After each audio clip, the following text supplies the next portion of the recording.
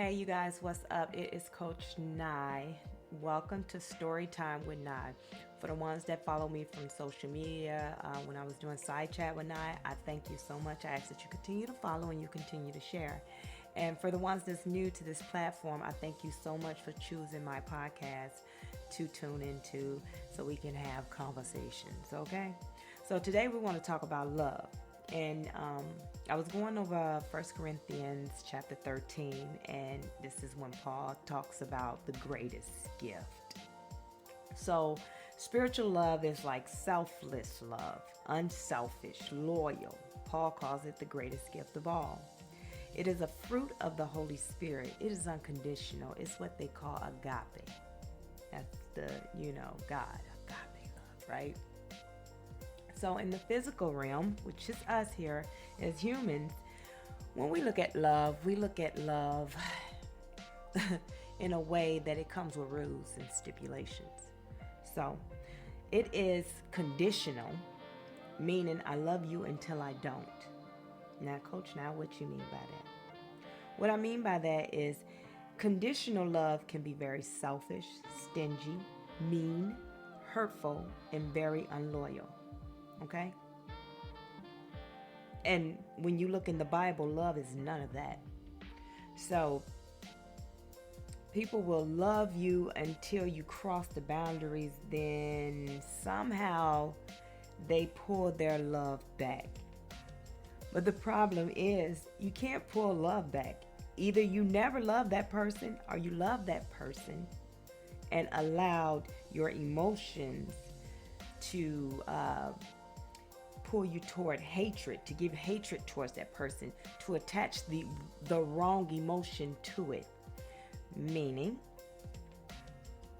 okay, most people, we grew up or were taught there's two emotions because we wasn't able to express our feelings, right? So there's two emotions. Either you're happy or you're mad. So if you're sad, you're mad. If anything that doesn't cause you to show all your pearly whites or make you laugh, that means you were mad, right?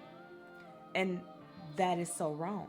So now that you made me mad and I'm pulling my love back, no, what you're actually doing is substituting that feeling because you love that person, but you're giving all these emotions so you can take your love back, so you won't feel that love. And that's what causes more problems. And it would be better if maybe you had a conversation, right? So anyway, let's give some examples, right? Let's use women. So females. There's 3 in a vehicle, and in that vehicle, you remember that white chick scene? The scene where she was, when they were in the car and they were singing and they was just having a good old time. So that's what's going on in the car, right? I mean, they just got through exchanging lace fronts and having a grand old time. And they hit the bump in the road. Well, that bump in the road has caused the uproar, pissed them off. Wigs done shifted to the left because it ain't glued down or sewn down, it's kind of just there, right? So now they go their separate ways. They go their separate ways because they got into whatever spat it is, whatever happened, they got into it. Now, these 3 friends grew up together and they best friends. They love each other. They've always had each other's back. So one go the separate way and take to social media, right?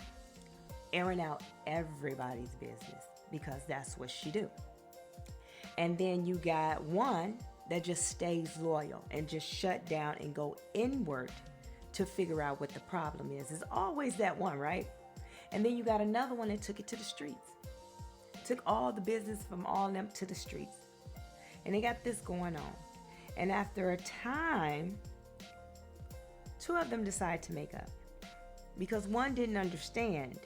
The one that took it to social media, the one that, let me say the streets, because social media, I mean, you put something on social media about somebody and it's the end of the world. So let's say the one that's loyal and the one that took it to the street, they made up. They had a conversation because the one that took it to the street realized that it wasn't that deep. She just didn't know how to deal with it.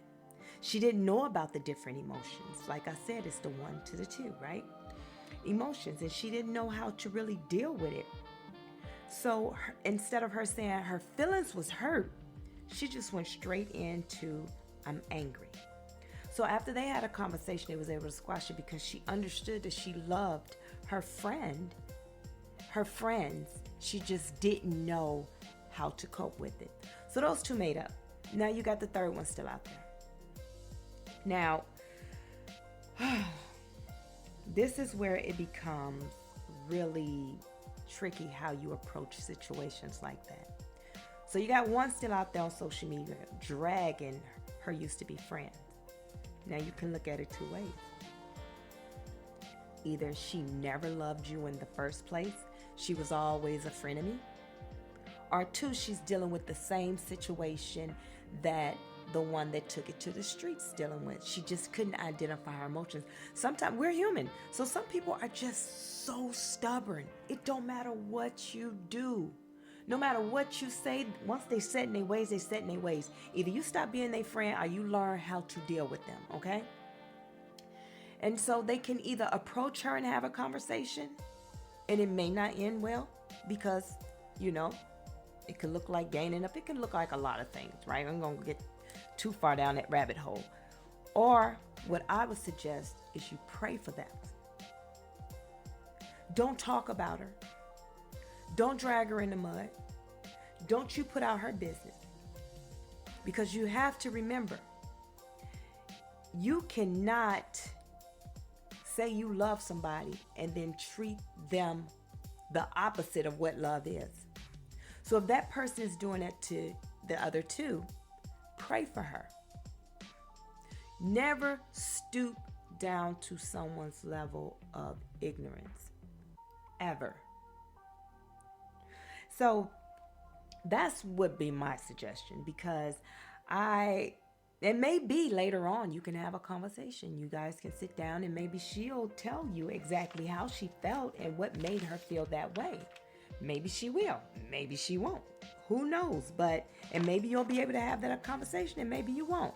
But I tell you what, you don't stop loving and showing love. Always continue to be who you are. Always show up in your true, authentic self, no matter what. Okay? Because the abundance is tied to you. The person that show love, that shows an act of kindness, that really care about the next person, really want to see the next person do well. For a long time, a lot of people took my love that I showed as if it was something wrong with it. They would make me question myself and look at myself differently because they didn't understand. So when I realized when I come into people's life, I am the blessing. Because you're never going to find, well, you can. I'm not going to say I'm the only person out there, but it's hard to find someone that's loyal and genuine and just open-hearted. I never looked at people in a competition. I never looked at another woman in a type of way. I never felt the type of way. I always looked at everything as love. I always looked at women as, oh my God, all women are beautiful because we can do something, that men can't. We can give birth, we can bring life into this world. Times are changing now, but I'm telling you what my mindset is and was. So